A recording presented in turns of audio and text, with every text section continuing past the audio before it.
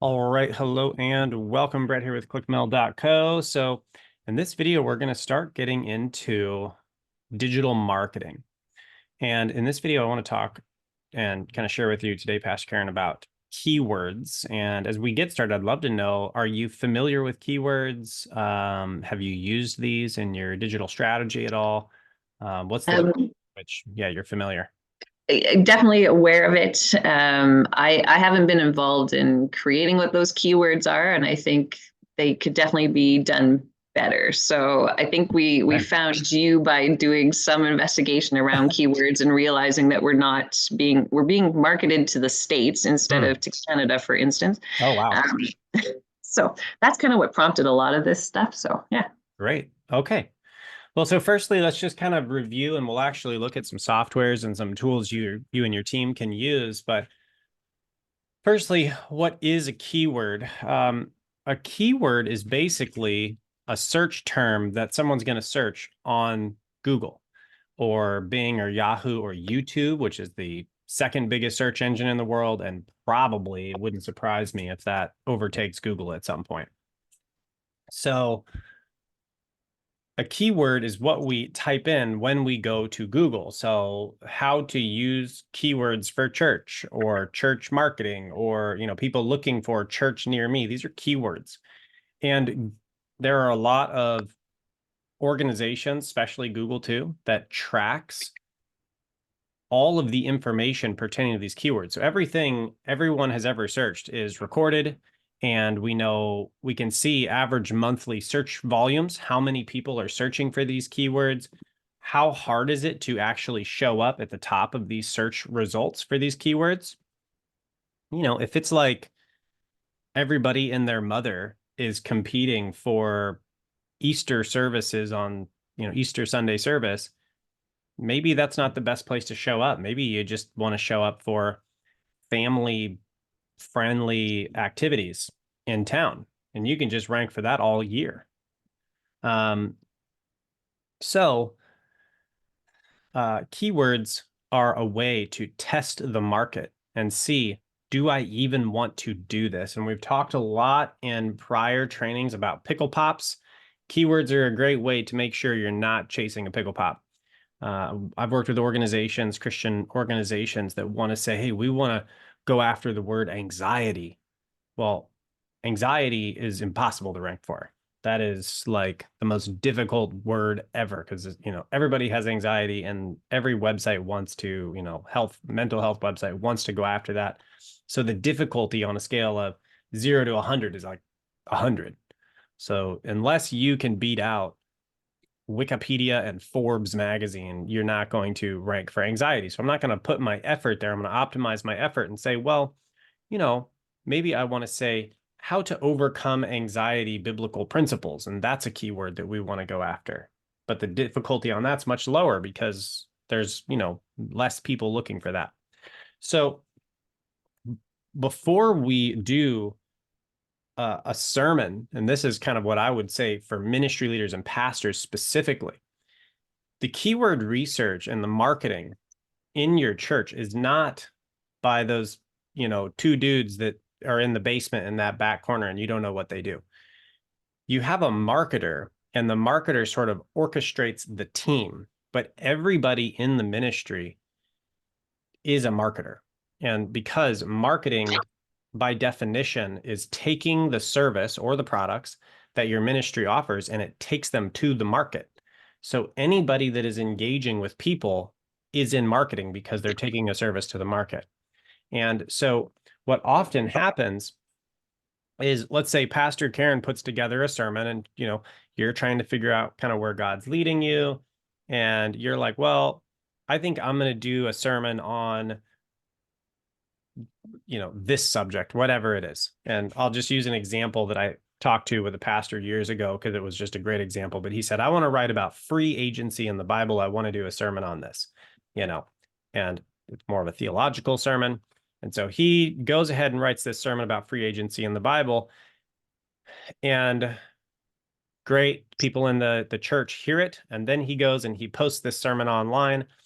and he doesn't have a media team, so I'm the media team, but he calls me and he says, hey, why aren't my sermons getting any traffic? Why is nobody finding them online?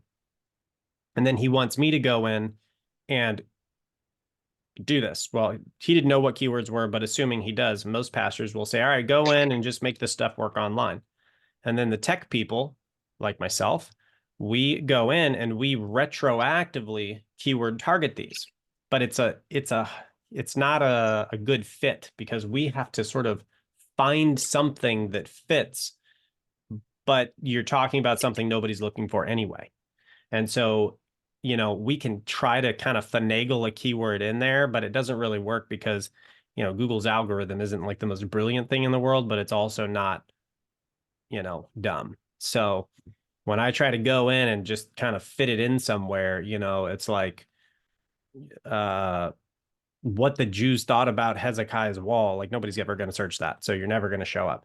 And in the case of this ministry leader, he said, well, why aren't my sermons ranking? And I said, well, let's look at this one. And we looked at free agency in the Bible.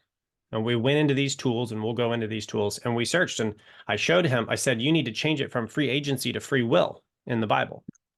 And he laughed and he's like, oh, that's so funny. Oh yeah, the big clenchers, I need to change a word.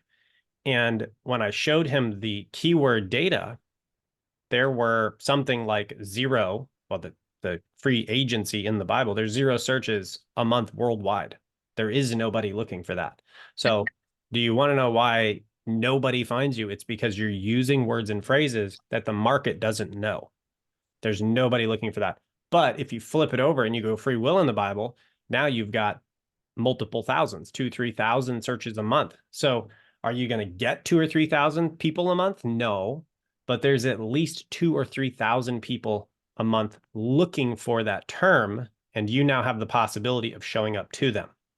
And he was like, oh, I had no idea one word could make that difference. Now, sometimes you don't have to be as exact as that, but if you can be, you want to be. And so now the problem with this is when he gives it to me and he says, I want you to go in my website and do all this search engine optimization, which is what this is in this case. I go in and I can retitle the YouTube title, and I can retitle that. I can put that keyword free will in the Bible. I can put that in the description, but the video and him preaching in the video is still saying free agency in the Bible. And YouTube knows the transcript. It knows what he's saying, and it's not going to see free will in the Bible anywhere in there. So it's still kind of it's not a good fit. And so it's better than it was, but it's still not as good as if we started with that. So when I talk with pastors and ministry leaders that are preaching, this is my recommendation, because when they hear this, they go, well, I don't want, the keywords to determine what I preach about. And that's not the point. You figure out what your audience needs to hear, and then you go do research and figure out how people are looking for that. And then you just say it the way they want to hear it, and it's the same thing you wanted to talk about anyway. So that's how we want to start if we want our sermons to reach people online. We talk to God, we look at our audience and figure out, what does the audience need? What are their biggest problems? What are their biggest needs? Okay, they need to hear about having peace, okay? Because my audience is anxious, so we're going to talk about peace. So then we go and we do keyword research, and I am going to open that up so we can look at that. Now, there are a lot of different keyword tools. I right now like SEMrush. There we go. This is SEMrush.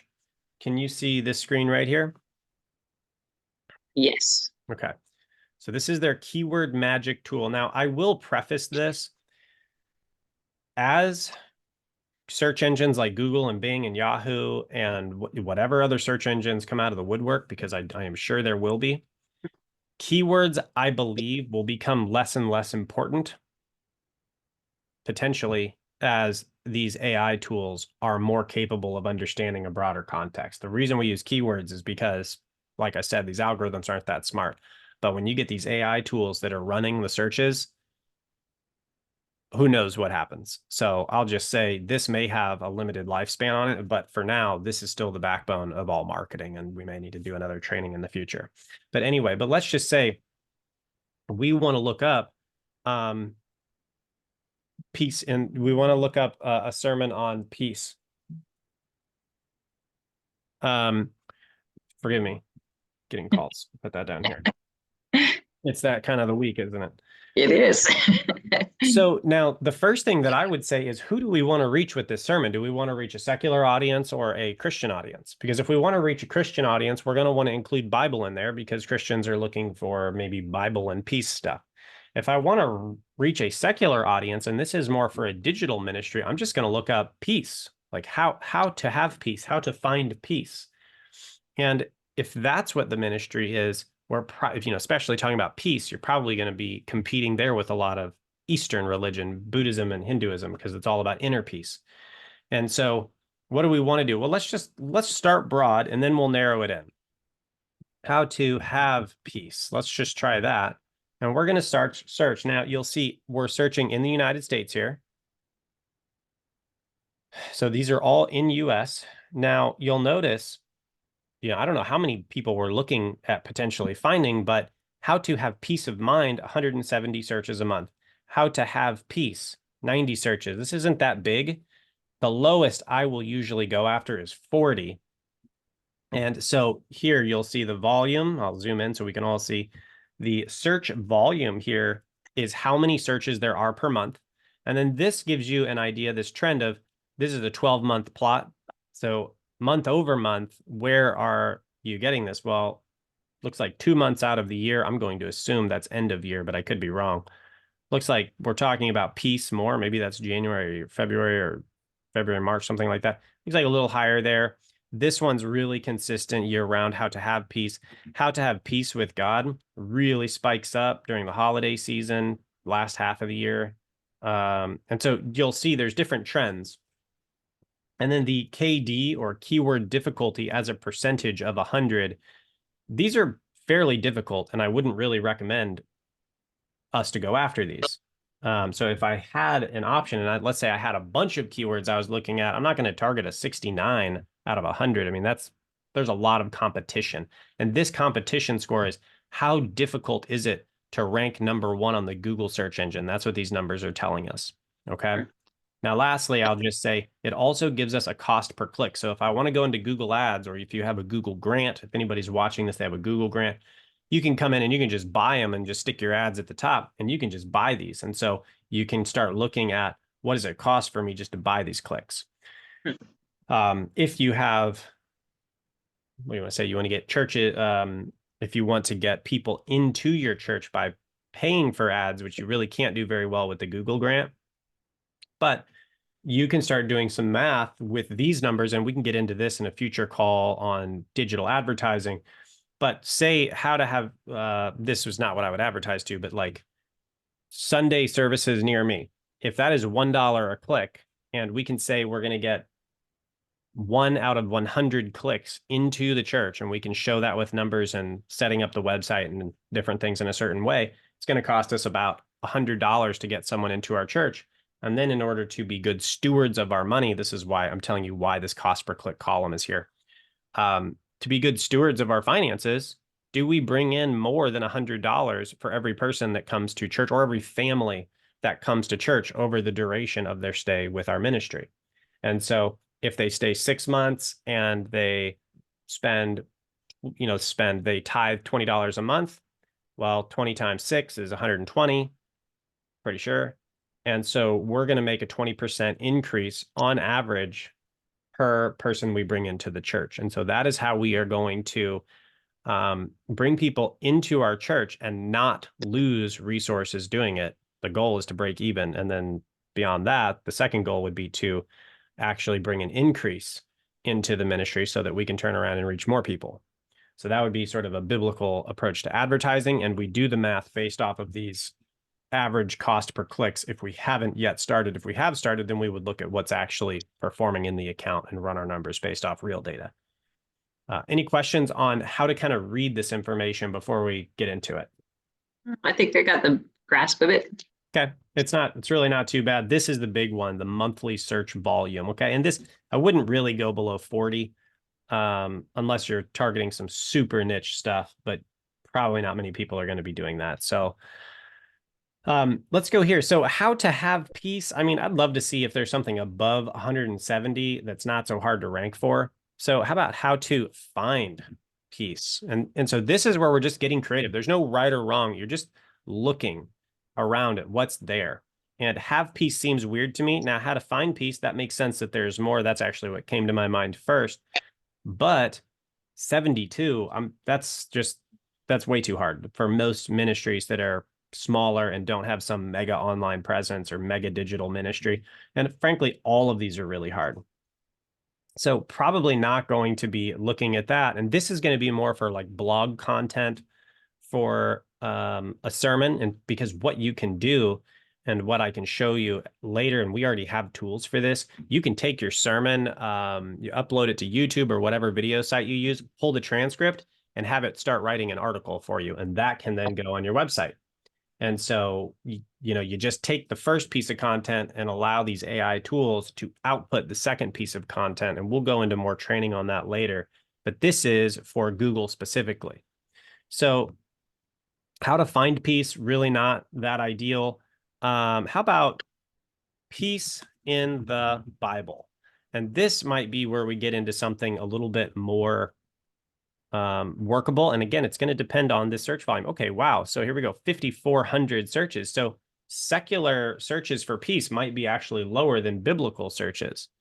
So define peace in the Bible. Peace in the Bible verses. So they just want a list of verses.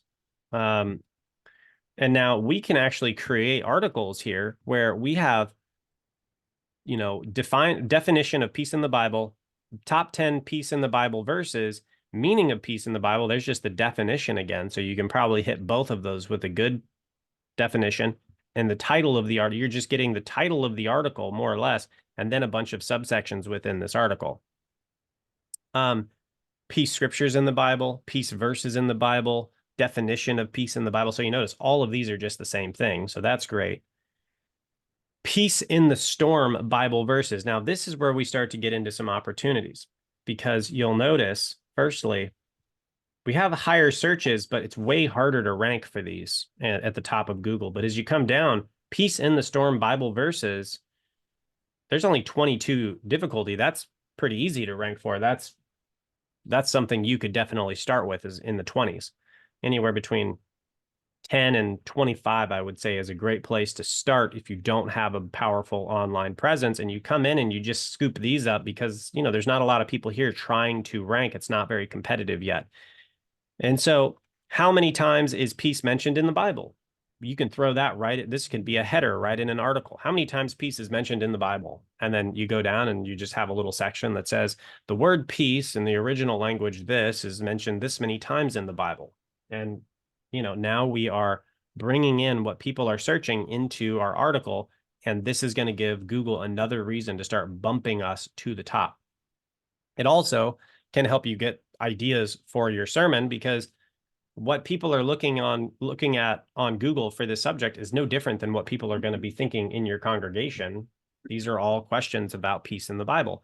So this can give us some ideas of some subsections that we want to bring into that sermon that people are already asking, and we want to write about peace. And this just gives us an idea of what the market is wanting to know. And the market's sitting in your pews on Sunday morning.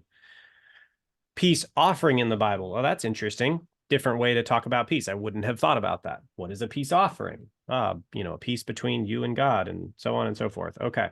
Now coming down, look at this. Peace in the midst of the storm Bible verse. This is apparently something interesting, but 110 searches and only 9 difficulties. So that is a super. So we're looking for a hole in the market. Where can we slip in where it's not already oversaturated? It's not already really competitive.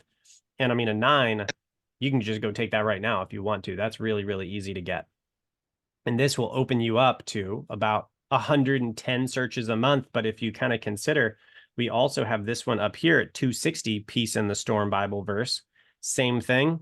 You're going to open yourself up to 90 plus 260. And so we're up to 350-ish, something like that.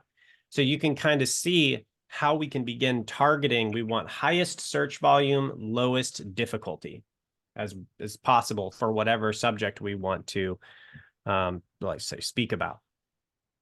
Okay, now I want to show you something else for YouTube. And there's a different keyword tool I use for YouTube. We're going to move into that, but I want to go into a couple things that we need to know about keywords. Firstly, Google's interested in the intent of the keyword. And what that means is they don't care what the word says specifically, they care what the user is trying to find. So for example, if we were to just look at the term Bible and someone just types in Bible into Google, what are they looking for? Do they want to buy a Bible? Do they want a Bible software like Bible Gateway? Do they want to know what is the Bible? There's a lot of different things that that could mean because it's not clear. And that's the way it is with a lot of searches. We're not exactly sure what the intent is, but we want to understand it. And so for in that case, then what would we think of? What would Google think people are looking for? Let's go to Bible and you'll see Bible is a religious text, Bible Gateway, Bible.com, Bible Study Tools, King James Bible. Okay, Google knows people are looking for a Bible software to read scriptures. Now, 2 or 3 years ago, this had a bunch of different stuff. It had Wikipedia, it had Bible for sales, like a bunch of products for Google Shopping. It had a whole bunch of stuff. But Google has figured out with various tools we won't necessarily go in depth into, but Google's figured out, at least with the main search, that what are we looking for? Reading Bibles. Now, you'll also notice over here, people also searched for New Testament, Old Testament. And so we've got some other things in here that they think maybe we're looking for. And they give other related searches. Which Bible is the original Bible? Which version of the Bible should I read? So there are other related questions, and these can also help us to kind of figure out what is, if we're going to talk about Bible in a sermon, what are people asking? How do I know what Bible to read? Well, if we have sort of a new Christian, young Christian congregation, then these are probably some really important questions to answer. And again, Google's just telling us what the majority of people are looking for when they look up the word Bible. Okay, so anyway, so we want to know what the intent of the word is. Now, in this case, we're going to go a little further into intent. Peace in the Bible, or how to have peace in the Bible, or what is the meaning of peace in the Bible.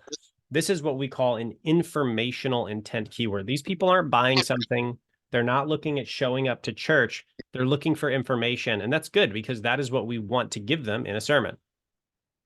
Now, if we want to do advertising, depending on the type of advertising we want to do, but if you're actually paying for ads out of your church budget, you don't want to advertise to information intent. You want to advertise to something like a consumer or commercial intent keyword. And so this would be, for example, church near me. And so when we look this up, and this is just the most obvious, there's a lot of ways you can do this, but this is all US, by the way, United States. So there's a lot, but churches near me, transactional. They're looking to sign up for something. They're looking to go somewhere. Transactional intent is very similar to commercial. They're looking basically to click a button and say, save my seat. That's what transaction means. If there's transactional intent for marketing training, they're looking to go to a website and say, join a course, something like that. Get my free whatever.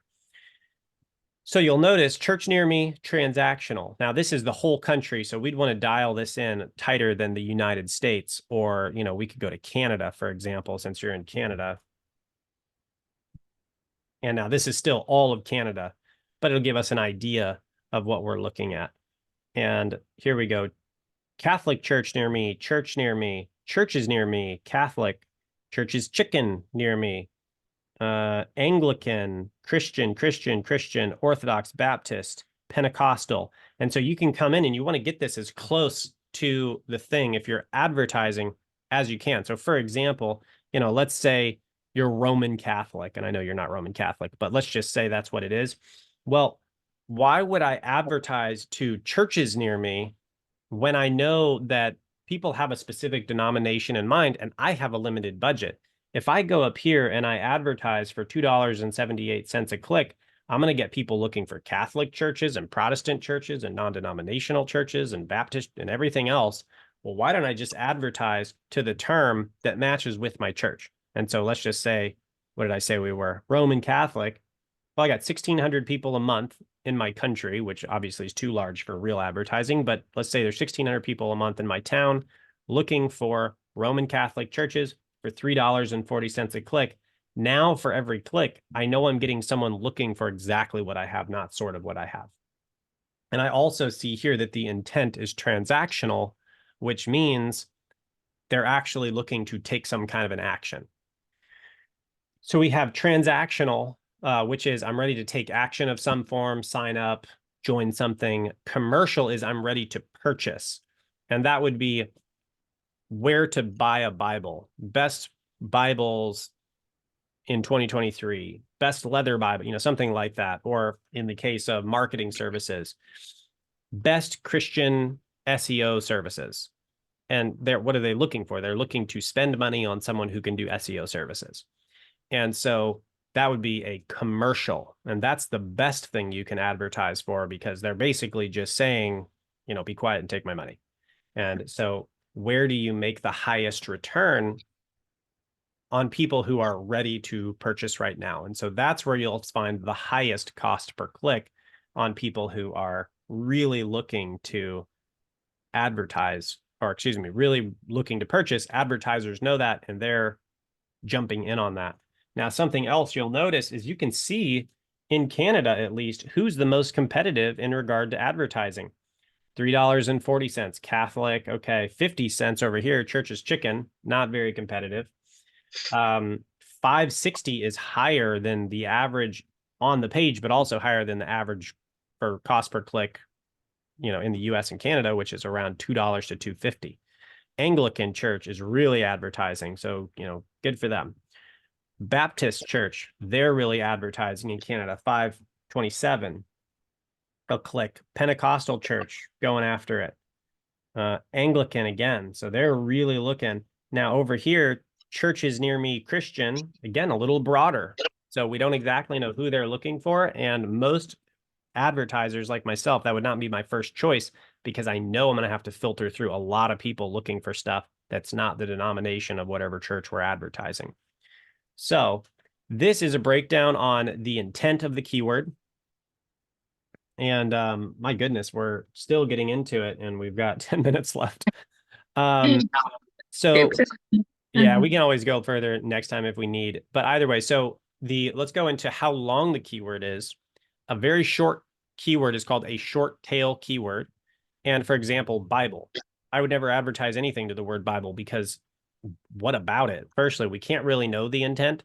And secondly, it doesn't indicate someone's ready to buy. And thirdly, it's going to be so hard to rank for that. There's going to be so many people buying ads for that. It's just not going to make any sense. So we want a mid to long tail keyword. For example, Church Near Me is 3 words. That's moderate. And especially if we're targeting that ad account, we're going to be able to purchase that at a relatively affordable rate. Or in the case of actually ranking for it, and let's say we're Baptist Church Near Me is 4 words. That's a little bit longer, less people looking for it.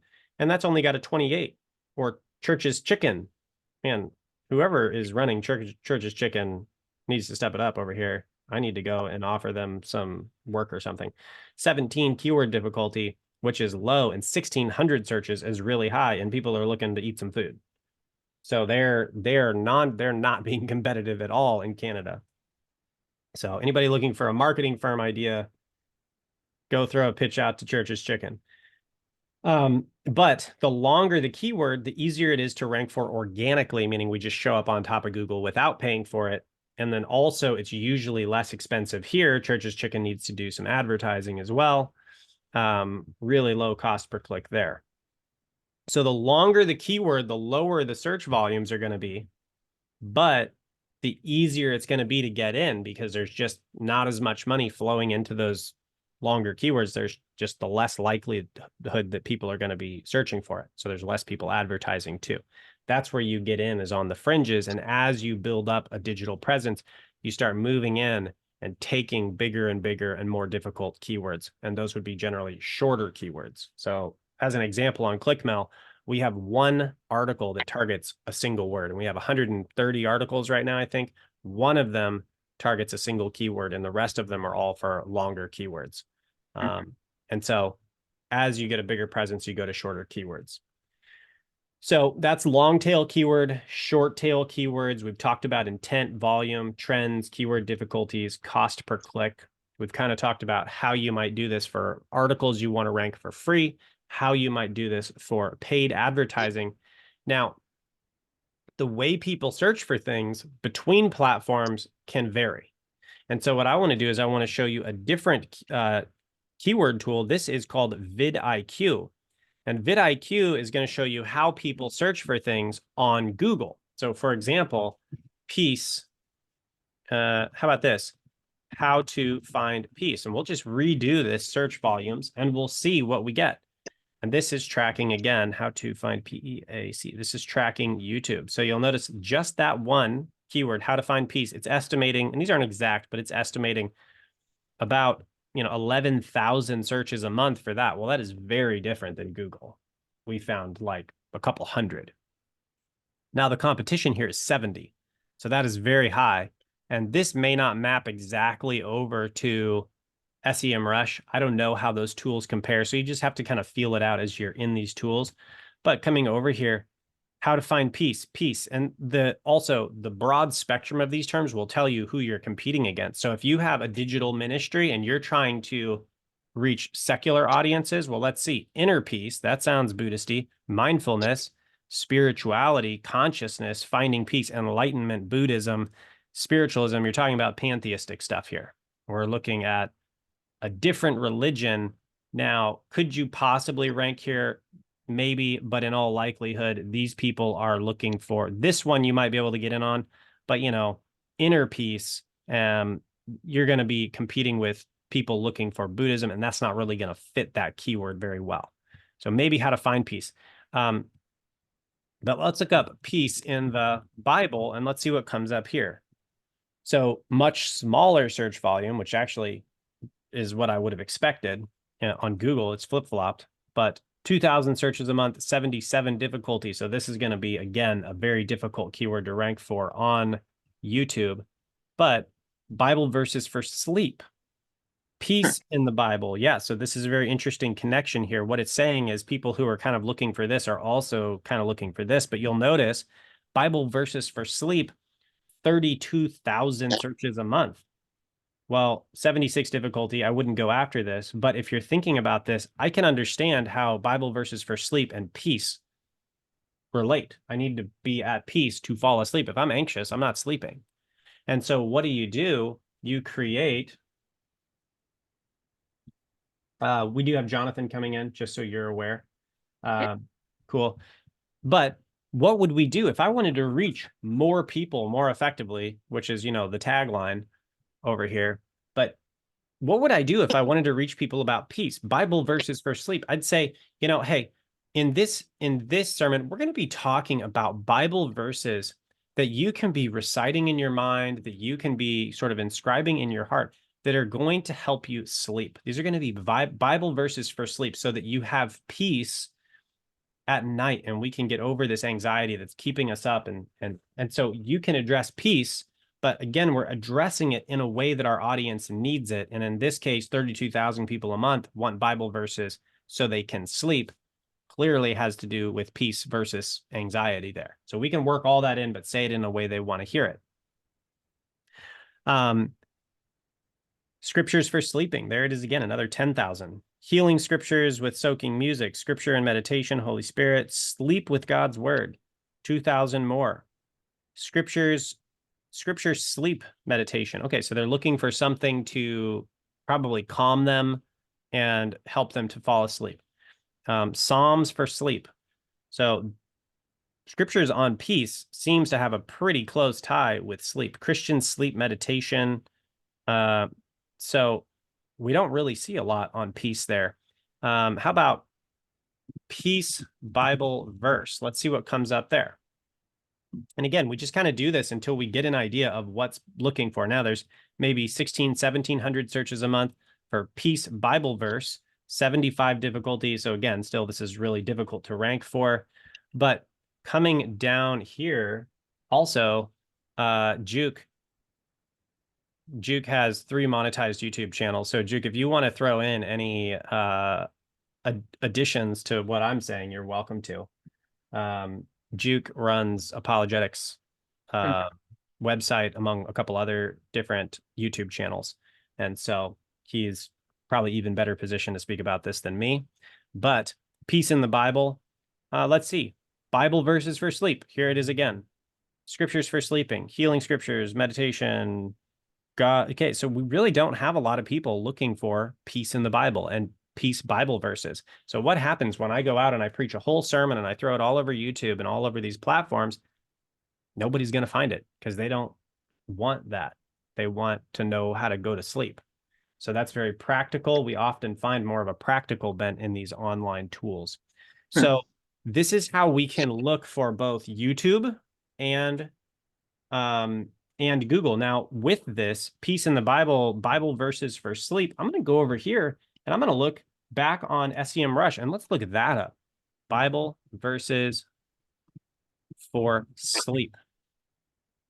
And this is one reason why, broadly speaking, the Christian church really isn't competitive online, because they're not really looking in to see how do we show up for what people are looking for. If you don't have these in your sermon, in your content, you just sort of sink to the deep abyssal trench that is Google. I mean, there's just an infinite amount of blogs and videos down there that nobody will ever find because they can't show up. They're not working the system. And so Bible verses for sleep. Actually, we're going to go out of Canada in this case just to kind of get an idea. United States.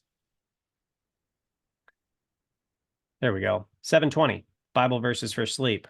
Bible verses for sleep. Bible. So we've got, looks like 3,000 hits a month for Bible verses for sleep. And now another way we could say this here is scripture. Scriptures for sleep. And looks like about the same, another 3,000. So if we split our sermon and said scriptures for sleep, Bible verse for sleep, and talk about how we integrate these into our evening routine. So we're meditating on the word and we're trusting the Lord to take care of tomorrow. And, you know, how much does he care about the birds of the air and the flowers of the field? And he'll take care of you too. And we're meditating on all of this. Then we're going to be able to sleep better. You got a sermon on sleep, a sermon on peace that is directed to what they're actually looking for on sleep. So this is maybe one approach you can take to rank sermons and write about what you want, but address the problems that people actually have. And this is why those values, Pastor Karen, are massive action, make mistakes, but then solve problems, meet needs. Because when we write the sermon the way we like it, maybe nobody's there to hear it. If we write it the way they like it, they're going to show up. And then we get feedback on how that went. Not every sermon's going to rank on Google. Not every article is going to rank. Not every sermon's going to rank on YouTube, and not every blog or article based off that sermon will rank on Google. But we kind of get the feedback coming back from those in the comments and in our data, and then we tweak and adjust our future sermons to, again, continue to meet the actual practical needs people have. So, any questions on any of that? No, that's really interesting, and I'll look forward to hearing more about it. Yeah, absolutely. Was that new? Yeah, absolutely. And I'll play around with it and just kind of start trying stuff and maybe have more questions next week. So definitely, please bring questions. And also in regard to workflow, the best workflow that a pastor can use is, pastor, you say, I want to speak on this subject because I know my audience needs that, whatever it is. You go do 10 minutes of keyword research. I mean, we did like a bunch, but you do 10 minutes of keyword research and you go, oh, people are looking for this. And then what do? You say, okay, I'm going to write my sermon around that keyword. That's the subject I want to write on. That's how other people want to hear it. And then you give the video, and obviously like your team, whoever films it is just going to have the video. They have the video and you say, this is the keyword I want you to target in all of the posts, whether it's a Google blog or the description and title on YouTube, whatever it is. Here's the keyword that goes with this sermon. You need to be chasing this. And then, assuming they're trained in SEO, and this is where sort of team training comes in for marketing on ministry teams, you already have all the media. That's the hard part. The easy part is just saying scriptures for sleep. that's what needs to be in these articles. And then your media team goes in and creates all the content around the sermon in all the posts, so it ranks for the keyword people are actually looking for. That's how you go viral, something Okay. like that. Okay. Love it. Love it. Thank you. All right. You got Great. it. Thank you so much for being here, and look forward to seeing you next week. Sounds good. Thanks.